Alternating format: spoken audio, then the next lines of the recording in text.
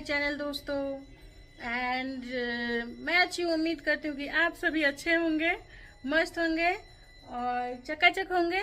और आज यहाँ पर तुलसी विवाह है हमारे घर पे, तो तुलसी विवाह की सारी तैयारियाँ हो रही हैं।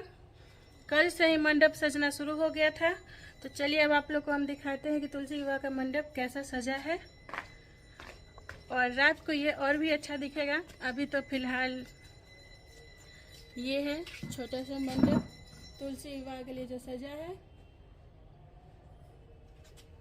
और अभी यहाँ पे ये बच्ची रंगोली बना रही है। हेलो बोलो। हाय हाय। तो ये रंगोली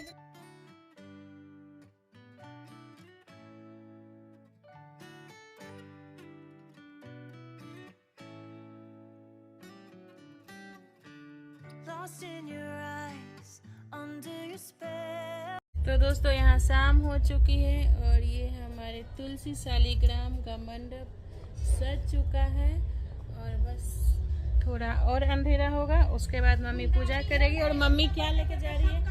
ये मम्मी पूजा का सारा तैयारी कर रही है। आपको पता है कि शालिग्राम तुलसी विवाह क्यों होता है? तुलसी शालिग्राम विवाह क्यों किया जाता है?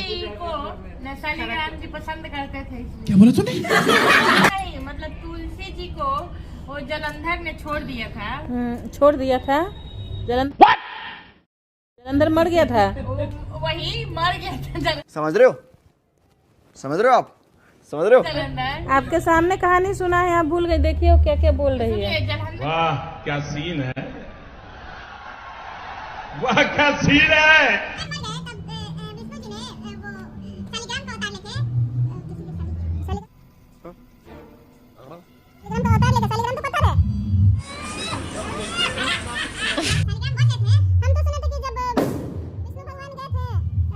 रुको जरा, सबर करो।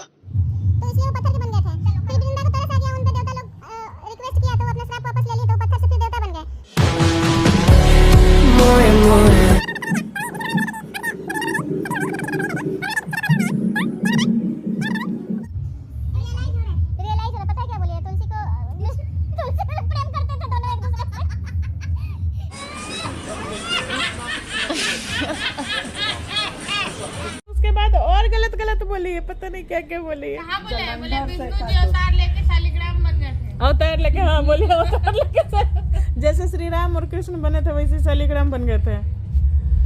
हाँ और यहाँ पे मम्मी पूजा का सारा तैयारी कर रही है। और ये उठ पटांग कहानी सुनाने वाली लड़की बैठ के सब पूजा की तैयारी हम कर दिए, हम बैठ के आराम कर रहे हैं। पूजा की तैयारी आपकी है? ये सब डेकोरेशन हम लोग किए हैं। झूठ बोलो, बार बार झूठ बोलो।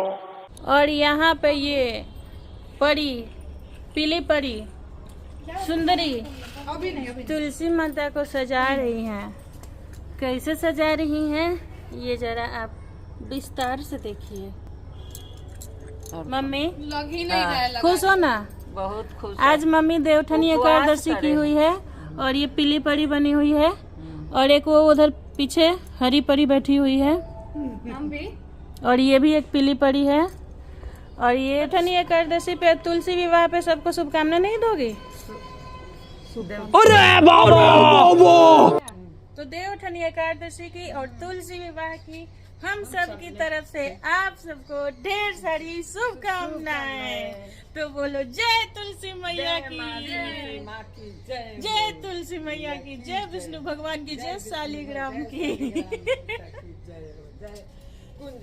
तुम हुस्न परी, तुम जाने जहां, तुम सबसे अलग, तुम सबसे जवां। नन्ही परी मेरे घर आई है, नन्ही परी।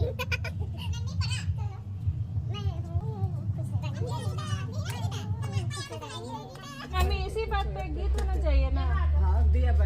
तो गीत क्या है? तुलसी शालिग्राम की भवरिया। कोई भी कैंडिडेट इंटरेस्टेड नहीं है।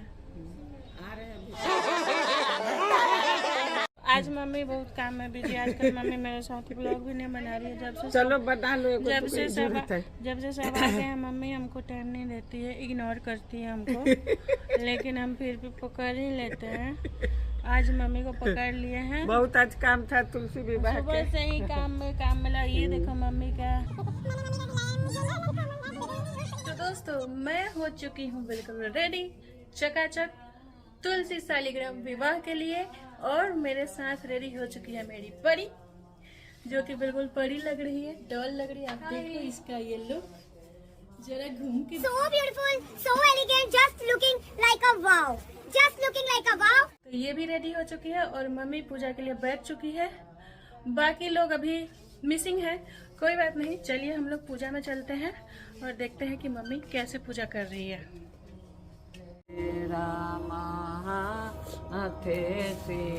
यहाँ पे मम्मी गा रही है गीत। और ये हरी झंडी बैठी हुई है सज के। और ये मेरी भाभी, इनको लग रहा है ठंडा, साल ओढ़ के। तुलसी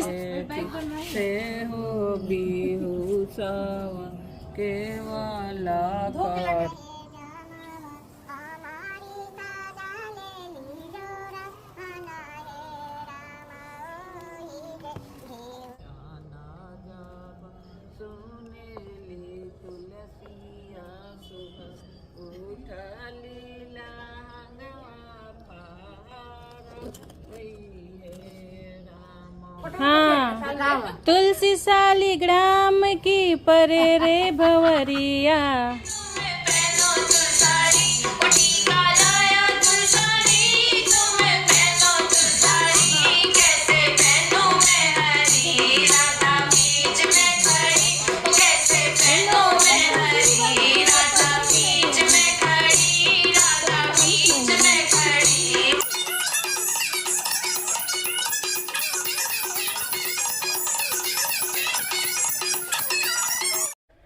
तो दोस्तों हमारे घर में हो रही है तुलसी शालिग्राम का विवाह और उस पूजा में आए हैं मम्मी की मंडली के कुछ लोग और हमारी फैमिली के कुछ लोग हैं। तो चलिए हम लोग पूजा में चलते हैं और शामिल होते हैं पूजा में। तुलसी शालिग्राम के विवाह में आप सबका बहुत बहुत स्वागत है। तो चलिए हमारे साथ।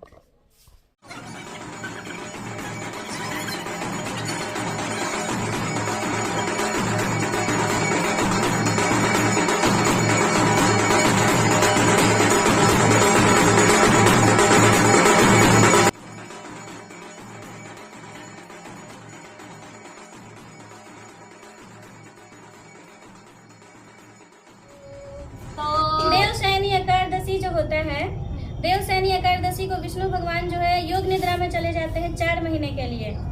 4 महीने के योग निद्रा के बाद जब वो उठते हैं तो देव उठनी एकादशी होता है, जो कि आज का दिन है, जिसको लोग भोजपुरी में देवउठान बोलता है। उसका नाम देव उठनी एकादशी है। तो इस दिन तुलसी और शालिग्राम का विवाह किया जाता है। और अब हम बताते हैं कि ये विवाह क्यों किया जाता है। तुलसी जो थी विष्णु भगवान की परम भक्त थी। अपने पूर्व जन्म में तुलसी का नाम वृंदा हुआ करता था और वो एक राक्षस कुल में पैदा हुई थी। राक्षस कुल में पैदा होने के बाद भी वो विष्णु भगवान की बहुत बड़ी भक्त थी। हर रोज विष्णु भगवान का पूजा करती थी, उनके आराध्य थे विष्णु भगवान। तो राक्षस कुल में होने के बाद भी वो दुनिया संसार में सबसे प्रिय थी विष्णु भगवान को, उनकी सबसे प्रिय भक्त थी वो। विष्णु भगवान भी बहुत मानते थे। तो कुछ समय के बाद जब वो बड़ी हुई तब भी वो आराधना करती ही थी। तो उसके बाद से उसका शादी हो गया राक्षस कुल के ही से, जिसका नाम था जालंधर। जालंधर जो था वो शिव जी के क्रोध जब आया था शिव जी को, तो उनका एक आंसू का बूंद गिरा था। वो आंसू का बूंद जाकर समुद्र में गिर गया था।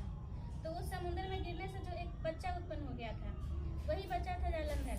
तो उसके अंदर शिव जी का सारा शक्ति था, जो शिव भगवान में शक्ति वो सारा शक्ति था। लेकिन वो क्योंकि क्रोध से बना था, क्रोध में आए हुए आंसू से गिरा था, तो क्रोध से बना था, इसलिए वो बहुत क्रोधित था और वो चाहता था कि सारे देवता को मार दे। और उसको ये पता चल गया था कि शिव का वंश है, तो वो चाहता था कि हम शिव बन जाए और शिव को भी मार दें, मतलब शिव जी को भी मार दे, सब भगवान को मार दे। और वो मार भी रहा था। और जो वृंदा थी, इसमें वृंदा का बहुत ही अहम योगदान है कि वो एक पतिव्रता स्त्री थी। तो उसका सतीत्व के शक्ति था उसके पास, जिसके शक्ति से एक कवच बन गया था, जिसकी जालंधर इतना क्रूर और अत्याचारी होने के बावजूद उस कवच में रहता था। पत्नी व्रता थी, इसलिए उसका सतीत्व के कवच में रहता था और उसको कोई भी नहीं मार पाता था, न देवता न राक्षस, कोई नहीं, क्योंकि पतिव्रता थी वो। तो वो जब युद्ध करने जा रहा था देवता लोगों से, तो वृंदा को तकलीफ तो हुआ कि देवता से लड़ने जा रहा है, लेकिन क्योंकि वो उसका पति था तो वो बोली कि ठीक है आप जाइए, हम आपके लिए अनुष्ठान करेंगे और जब तक आप युद्ध में जीत कर नहीं आइएगा हम इस अनुष्ठान से नहीं उठेंगे। के बाद से वो चला गया युद्ध लड़ने। युद्ध में सारे देवता को परास्त कर दिया था और उसका युद्ध आखिर में जब सब देवता से सामना हो गया तो शिव भगवान से होने लगा, शंकर भगवान से। जब शंकर भगवान से उसका युद्ध हो रहा था तो सब देवता हैरान थे कि शंकर भगवान में जितना शक्ति है उतना ही उसमें है, शंकर भगवान को हरा भी सकता है या फिर ये कब तक चलेगा पता नहीं, दोनों बराबर है। तो इसलिए सारा देवता लोग जय गया विष्णु भगवान के पास, बोला कि आप ही कुछ उपाय करिए। तो विष्णु भगवान अपने ध्यान में ये देखें कि वृंदा का जो पतिव्रता का शक्ति है, सतीत्व है, उस सतीत्व के शक्ति से उसको कवच मिल गया है, जिस कवच के कारण भगवान शंकर भी उसको नहीं मार पा रहे थे। इसीलिए कहता है इंसान की पतिव्रता जो नारी होती है वो भगवान से भी ज़्यादा शक्तिशाली होता है उसका शक्ति, तो भगवान भी नहीं मार पा रहे थे। तो विष्णु भगवान को बहुत दुख हुआ कि वृंदा उनकी होता है ना परम भक्त थी, जिसको बहुत प्रिय थी, उनको मानते थे। तो बोले कि अब मेरे पास कोई और रास्ता नहीं है, ये हमको पाप करना पड़ेगा। तो विष्णु भगवान क्या किए, जालंधर का रूप धर लिए और जालंधर का रूप ले करके चले गए वृंदा के महल में और जाकर खड़े हो गए। तो वृंदा को लगा कि उसका पति आ गया है, तो वो अनुष्ठान से उसी वक्त उठ गई और जाके विष्णु भगवान का पैर छू दी। उसको नहीं पता था कि उसके पति नहीं, वो तो उस रूप में थे। तो जैसे ही उनका पैर छुई उसको आभास हो गया और वो दूर हट गई और बोली कि आप मेरे आराध्य हैं, आप मेरे देवता हैं, आपको हम पूजे, बचपन से लेके अब तक पूजे और आप मेरे साथ धोखा किए, तो हम आपको इसी श्राप देते हैं कि आप पत्थर के हो जाइए।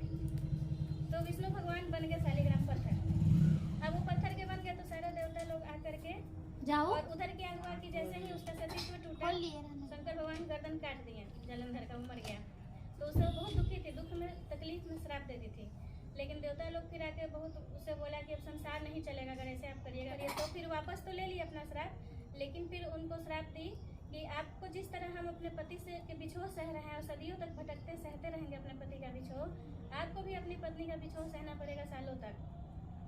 तो बोले कि ठीक है। विष्णु भगवान इंसान मतलब देवता तो बन गए पत्थर से, लेकिन बोले ठीक है तुम्हारा ये श्राप को हम दिल से स्वीकार करते हैं और इसको फलीभूत भी करेंगे, जो कि बाद में श्री राम के रूप में जन्म लेकर और सीता से दूर रहकर उसको पूरा किए थे। तो फिलहाल वहाँ पे क्या हुआ कि जब वो तो भगवान आ गए अपने रूप में, लेकिन जो वृंदा थी वो तो पतिव्रता नारी थी, वो अपने पति के शरीर को ले ली और जाकर के भस्म हो गई अपनी शक्ति से। तो जब अपने शक्ति से वो भस्म हुई तो उसी जगह पे एक पौधा निकल आया, वो राख बनी और वो राख से पौधा बन गया। तब विष्णु भगवान बोले कि इस पौधे को तुलसी का नाम दिया जाएगा और आज से हर घर में इसका मतलब हर परिवार में इसको लगाया जाएगा, इसका सेवा किया जाएगा और इसको पूजा जाएगा, और जहाँ भी इसका पूजा नहीं होगा वहाँ मेरा पूजा स्वीकार नहीं होगा। तो तुलसी को वो अपने से ऊपर रखें। और यही वजह है कि जब वो 4 महीना की निद्रा से जागते हैं, योग निद्रा से, तो सबसे पहले तुलसी के पास जाते हैं और बोले कि हम शालिग्राम के रूप में तुमसे विवाह करेंगे। तो इसीलिए यही देवठानी एकादशी को शालिग्राम के रूप में विष्णु भगवान ही होते हैं, उनका विवाह किया जाता है तुलसी से। वही वृंदा तुलसी बन के हर घर में आज रहती है और हिंदू धर्म का जितना भी है सबके घर में तुलसी को पूजा जाता है और उसमें आज भी बहुत शक्ति है। तो रोग, कई तरह का रोग बीमारी हर चीज़ में वो काम आ जाता है। तो ऐसे ही हिंदू धर्म में बहुत तरह का चीज़ है, इस तरह के पौधा जो है तुलसी का, शमी का, ये सब ऐसे ही पूजा नहीं किया जाता, सब में शक्ति होता है। तो यही है तुलसी और शालिग्राम का कथा। अब करो प्रणाम। तो जय बोलो तुलसी शालिग्राम की जय। तब आचार्य जी आपका दक्षिणा कितना हुआ? कोई दक्षिणा नहीं चाहिए, ज्ञान का कोई दक्षिणा नहीं होता है। हमारा नाम दोषी अपने बिना दक्षिणा हाँ एगो लड्डू ले सही है। लीजिएगा। तुलसी जी जल्दी लड्डू खिला दीजिएगा।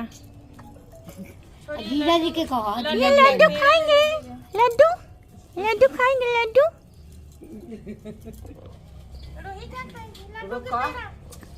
ये थी तुलसी शालिग्राम विवाह हमारे घर में और आप सब भी इसमें आमंत्रित थे। तो इस तरीके से मम्मी ने किया तुलसी और शालिग्राम का विवाह। और अब हम